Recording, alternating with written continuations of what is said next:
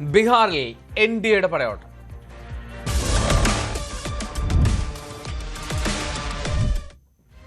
ബീഹാറിൽ തകർന്നടിഞ്ഞ മഹാസഖ്യം. ചരിത്രത്തിലെ ഏറ്റവും വലിയ തോൽവിയാണ് കോൺഗ്രസിനും RJDക്കും ബീഹാറിൽ ഏറ്റുവാങ്ങേണ്ടി വന്നത്. 208 സീറ്റിൽ എൻഡിഎ മുന്നേറ്റം തുടരുകയാണ്. ഏറ്റവും വലിയ ഒറ്റകക്ഷിയായി JDUവിനെയും BJP ഞെട്ടിച്ചു. 92 സീറ്റിൽ BJP ജയമുറപ്പിച്ചു. മഹാസഖ്യം 31 സീറ്റിലേക്ക് ചുരുങ്ങുകയാണ്. കോൺഗ്രസ് 3 സീറ്റിലേക്ക് കൂപ്പുകുത്തി. ബീഹാറിൽ സമ്പൂർണമായ NDAയുടെ തേരോട്ടം എന്ന് തന്നെ പറയാം. പാടെ തകർന്നടിഞ്ഞു പോയിരിക്കുന്നു മഹാസഖ്യം. RJDയും കോൺഗ്രസും CPI-MLും CPIMും CPIയും VIPയും എല്ലാം ചേരുന്ന ഈ മഹാസഖ്യം പാടെ അടിഞ്ഞു പോയിരിക്കുന്ന അവസ്ഥയാണ്. കഴിഞ്ഞ 2 തെരഞ്ഞെടുപ്പുകളിലും 2020ലെയും 2015ലെയും തെരഞ്ഞെടുപ്പിൽ ബീഹാറിൽ ഭരണം ലഭിച്ചില്ല എങ്കിലും ഏറ്റവും വലിയ ഒറ്റക്കക്ഷിയായിരുന്നത് RJD ആയിരുന്നു. RJD കഴിഞ്ഞ തവണ 75 സീറ്റുകളോളം നേടിയതാണ്. ആ RJD അടക്കം തകർന്നു പോയിരിക്കുന്നു. കോൺഗ്രസിൻ്റെ 19 സീറ്റുകളുണ്ടായിരുന്ന കോൺഗ്രസ് ഇപ്പോൾ കേവലം 4 സീറ്റുകളിൽ മാത്രം ലീഡ് ചെയ്യുന്ന അവസ്ഥയിലേക്ക് വല്ലാതെ താഴെ പോയിരിക്കുന്നു. 12 സീറ്റുകൾ ഉണ്ടായിരിക്കുന്ന CPI-ML അവിടെ നിന്ന് 3 സീറ്റുകളിലേക്ക് താഴെ വീണിരിക്കുന്നു. കഴിഞ്ഞ തവണ 75 സീറ്റുകൾ ഉണ്ടായിരുന്ന RJD ഇത്തവണ കേവലം 25 സീറ്റുകളിലേക്ക് 50 സീറ്റ് കുറഞ്ഞ 25 സീറ്റുകളിലേക്ക് വീണിരിക്കുന്നു. നമുക്ക് മാജിക് വാളിൻ്റെ സഹായത്തോടു കൂടി ഏറ്റവും പുതിയ അപ്ഡേറ്റുകൾ കൂടി ഒരിക്കൽ പരിശോധിക്കാം.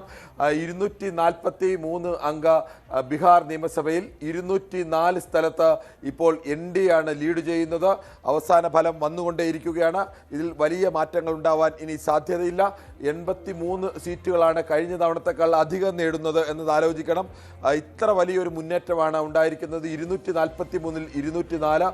ഇന്ത്യ മുന്നണി എന്ന് പറയുന്ന മഹാഗഡ്ബന്ധൻ കോൺഗ്രസ് RJD തേജസ്വി യാദവ് നേതൃത്വം നൽകുന്ന മഹാഗഡ്ബന്ധന് 34 ഇടത്തു മാത്രമാണ് ലീഡ് ചെയ്യാൻ കഴിയുന്നത്. കഴിഞ്ഞ തവണത്തേക്കാൾ 80 സീറ്റുകൾ കുറവ്. കഴിഞ്ഞ തവണ 125 സീറ്റുകളായിരുന്നു NDAക്ക് ഉണ്ടായിരുന്നെങ്കിൽ മഹാഗഡ്ബന്ധന് കഴിഞ്ഞ തവണ ഉണ്ടായിരുന്നത് 115 സീറ്റുകളാണ്. അവിടെ നിന്നാണ് 34ലേക്ക് കൂപ്പുകുത്തിയിരിക്കുന്നത്. മറ്റുള്ളവർക്ക് 5 സീറ്റ് എന്നുള്ളതാണ്.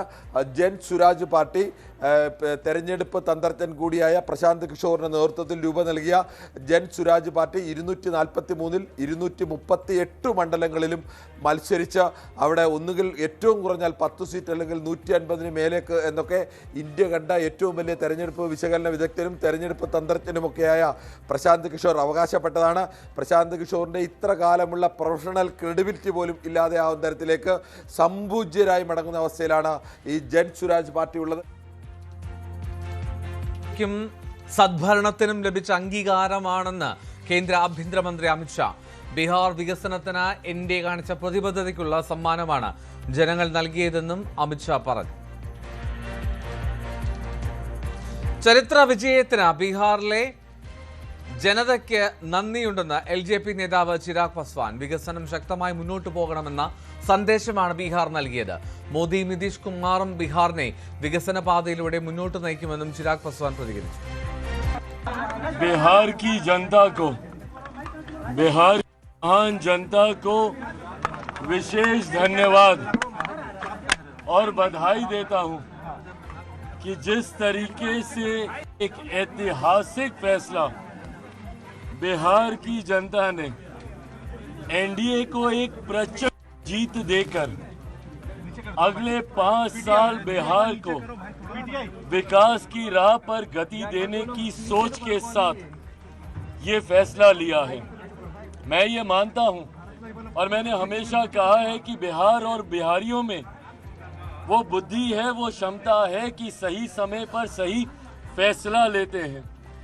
ये एक लंबे समय के बाद बिहार में डबल इंजन की सरकार को मजबूती देने का एक ऐसा लम्हा आया जहां एक तरफ मेरे प्रधानमंत्री नरेंद्र मोदी जी की सोच तो वहीं मुख्यमंत्री नीतीश कुमार जी के अनुभव का गठजोड़ अगले 5 साल मजबूती से बिहार को विकास की राह पर आगे लेकर जाने का काम करेगा. ऐसे में बिहार की जनता ने एक मजबूत ऐतिहासिक फैसला लेते हुए जो विश्वास इस डबल इंजन की सरकार हमारे NDA के गठबंधन पर जताने का काम किया है, मुझे लगता है कि इस एक जवाब ने कई सवालों के ऊपर पूर्ण विराम लगाने का काम किया. जो लोग मुख्यमंत्री नीतीश कुमार जी की स्वास्थ्य को लेकर सवाल उठाते थे, സ്ത്രീ വോട്ടുകൾ തന്നെയാണ് നിർണായകമായത് എന്ന് വികാസ്ശീൽ ഇൻസാൽ പാർട്ടി നേതാവ് മുകേഷ് സാഹ്നി. മഹാസഖ്യം കാര്യങ്ങൾ ജനങ്ങളെ ബോധ്യപ്പെടുത്താൻ ശ്രമിച്ചു. വോട്ട് ആർക്കെന്ന് തീരുമാനിക്കേണ്ടത് ജനങ്ങളാണ്. ബിജെപിയെയും നിതീഷ് കുമാറിനെയും അഭിനന്ദിക്കുന്നുവെന്നും മുകേഷ് സാഹ്നി പറഞ്ഞു. देखना है कि जो मोदी जी वादा किए, नीतीश कुमार वादा किए हैं, खास करके हमारी माता बहन जो है उनसे 10,000 रुपया उनको दिया गया बीच चुनाव में 1.5 करोड़ माता बहन को, और उनको बताया गया कि 10,000 रुपया आप अभी लीजिए और 1,90,000 रुपया हमारी सरकार बनने के बाद हम देंगे। तो हमारे राज्य के माता बहन निश्चित तौर पे गरीबी में जिंदगी जी रहे हैं और उनको लगा कि 1,90,000 रुपया और आएंगे तो हमको हमारे बहुत सारे काम निकल जाएंगे, बहुत सारे चीजें दूर हो जाएंगे, तो उस नाते उनको वोट कर दिए। चुनाव में हार और जीत होता ये हमको पहले से पता था। सरकार देश के पहला ऐसा पॉलिटिकल पार्टी नहीं है या पहला ऐसा महागठबंधन नहीं कि हार हुआ, इससे बड़ी बड़ी हार देश में हुआ है। तो लेकिन इस तरीके से जनता खास करके हम लोगों से दूर हो जाए ये हमने उम्मीद नहीं किया था। लेकिन उसके बावजूद भी इस पे हम लोग मंथन करेंगे और ये 10,000 रुपया जो हम लोगों को गाँव में जाके अपने लोगों को, गरीब समाज को, लोगों को समझाते रहे हैं कि भाई अपना वोट जो है ना पैसे के दम पर बेचो मत, क्योंकि गांव में दबंग लोग, पैसे वाले लोग, ऊंची जाति के लोग पहले ऐसा करते थे कि रात को 2 बजे जाते थे, रात के अंधेरे में पैसा बांट देते थे, सुबह में वोट ले लेते थे और विधायक और अपनी सरकार बना लेते थे। തെരഞ്ഞെടുപ്പ് കമ്മീഷനെ വിമർശിച്ച് കോൺഗ്രസ് നേതാവും ബീഹാറിലെ കോൺഗ്രസിന്റെ തെരഞ്ഞെടുപ്പ് നിരീക്ഷകനുമായിട്ടുള്ള അശോക് ഗെഹ്ലോട്ട് സ്ത്രീകൾക്ക് 10,000 രൂപ നൽകുന്ന ക്ഷേമ പദ്ധതി തെരഞ്ഞെടുപ്പ് കാലത്തും തുടരാൻ അനുവദിച്ച് കമ്മീഷൻ കാഴ്ചക്കാരായി നോക്കി നിന്നെന്ന് ഗെഹ്ലോട്ട് ആരോപിച്ചു. अंदाजी अच्छी न्यूज आ रही है। राजस्थान में माहौल बन चुका था पहले से ही। उम्मीद करते हैं कि शाम तक बहुत अच्छी मार्जिन से कांग्रेस जीतेगी। सर आप सीनियर रख सकते हैं बिहार, वहाँ कोई न्यूज नहीं आ रहा। बिहार के परिणाम जो है निराशाजनक है, इसमें कोई दो राय नहीं, क्योंकि जिस प्रकार का माहौल हमने देखा, एक तो जो महिलाओं को 10,000 रुपये दिए गए, ബീഹാറിലെ ജനങ്ങൾ ഡബിൾ എഞ്ചിൻ സർക്കാർ തുടരണമെന്ന് വിധിയെഴുതിയെന്ന കേന്ദ്രമന്ത്രി ജിതിൻ റാം മംചിയുടെ പ്രതികരണം.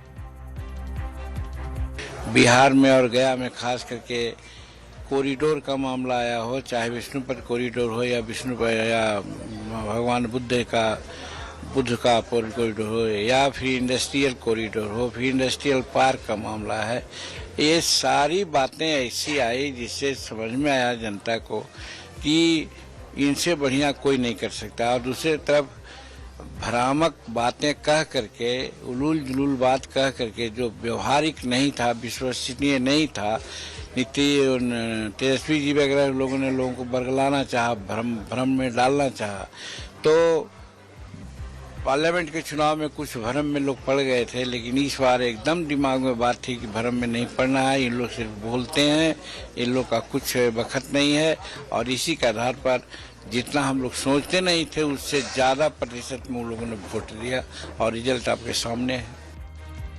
ബീഹാറിലെ കനത്ത പരാജയത്തിൽ പാർട്ടിക്ക് ഉത്തരവാദിത്തമുണ്ടെന്ന് കോൺഗ്രസ് പ്രവർത്തക സമിതി അംഗം ശശി തരൂർ. പരാജയ കാരണം പഠിക്കാൻ പാർട്ടിക്ക് ഉത്തരവാദിത്തമുണ്ട്. എവിടെയാണ് തെറ്റുപറ്റിയതെന്ന് പരിശോധിക്കണം. തന്നെ പ്രചരണത്തിന് ക്ഷണിച്ചിരുന്നില്ല. പ്രചരണത്തിൽ നേരിട്ട് പങ്കാളികളായവർ കാരണങ്ങൾ വിശദീകരിക്കുമെന്നും Tharoor. I'm sure that the party has a responsibility to study in detail the causes. But remember, we were not the senior partner in the alliance, and that RJD also has to look carefully at its own performance. But I will say that on a matter like this, it's very important that we look at the totality of our performance. You know, elections are about a number of factors. There is, of course, the popular mood. There is the question of organizational strengths and weaknesses. There is the question of the messaging. A lot of issues which will have to be looked at and to see what went right, what went wrong. Shashi തരൂരിനെതിരെ M Hassan, Tharoor തലമറന്ന് എണ്ണ തേക്കുകയാണ്. രാജ്യത്തിനും ഒരു സമൂഹത്തിനും വേണ്ടി ഒരു തുള്ളി വിയർപ്പ് പൊഴിക്കാത്ത വ്യക്തിയാണ് ശശി തരൂർ. വർക്കിംഗ് കമ്മിറ്റിയിൽ നിന്നുകൊണ്ടാണ് നെഹ്റു കുടുംബത്തെ തരൂർ അവഹേളിച്ചത്. മിനിമം മര്യാദ ഉണ്ടായിരുന്നുവെങ്കിൽ വർക്കിംഗ് കമ്മിറ്റിയിൽ നിന്ന് രാജിവെച്ച് വേണം അങ്ങനെ പറയേണ്ടിയിരുന്നതെന്നും എം ഹസൻ പറഞ്ഞു. ബീഹാറിലെ എൻഡിഎയുടെ വിജയം കേരളത്തിന് മാതൃകയാണെന്ന് കെ സുരേന്ദ്രൻ. ജംഗിൾ രാജിനെതിരായിട്ടുള്ള നിലപാട് കേരളത്തിലും കൊള്ളക്കാരുടെ ഭരണം വേണ്ട എന്നുള്ള സന്ദേശം നൽകണം. കോൺഗ്രസിനെ മുസ്ലിം ലീഗും കേരള കോൺഗ്രസും ചുമക്കണോ എന്ന് ചിന്തിക്കണമെന്നും കെ സുരേന്ദ്രൻ പറഞ്ഞു. ബീഹാറിലെ NDAയുടെ അഭൂതപൂർവമായിട്ടുള്ള വിജയം ഏറ്റവും മാതൃകയാക്കാവുന്നത് കേരള സംസ്ഥാനത്തിനാണ്. അവിടെ ജംഗിൾ രാജിനെതിരായിട്ട് അത്തരം ശക്തികൾ ഇനി വേണ്ട എന്നുള്ള ഒരു ഉറച്ച നിലപാടാണ് വോട്ടർമാർ സ്വീകരിച്ചത്. കേരളത്തിലും ഈ കൊള്ളക്കാരുടെ ഭരണത്തിനെതിരായിട്ടുള്ള സുതാര്യമായ ഒരു ഭരണ സംവിധാനം വേണമെന്നുള്ള കൃത്യമായ സന്ദേശമാണ് ബീഹാർ തെരഞ്ഞെടുപ്പ് ഫലം നൽകുന്നത്. അതുകൊണ്ട് മറ്റ് മുസ്ലിം ലീഗ് അടക്കമുള്ള കേരള കോൺഗ്രസ് അടക്കമുള്ള മറ്റ് കക്ഷികൾ ആലോചിക്കണം, ഈ വിഴുപ്പ് ഭാണ്ഡം പേറുന്നത് കേരളത്തിൽ എത്രമാത്രം അവർക്ക് സഹായകരമാവുമെന്നുള്ള ചോദ്യം കൂടി ഈ ബീഹാർ തെരഞ്ഞെടുപ്പ് ഫലം ഉയർത്തുന്നുണ്ട്. തികച്ചും ഒരു ബാധ്യതയായി മാറിയിരിക്കുകയാണ് കോൺഗ്രസിനും ഇന്ത്യ സഖ്യത്തിനും രാഹുൽ ഗാന്ധിയും അവരുടെ കമ്പനിയും.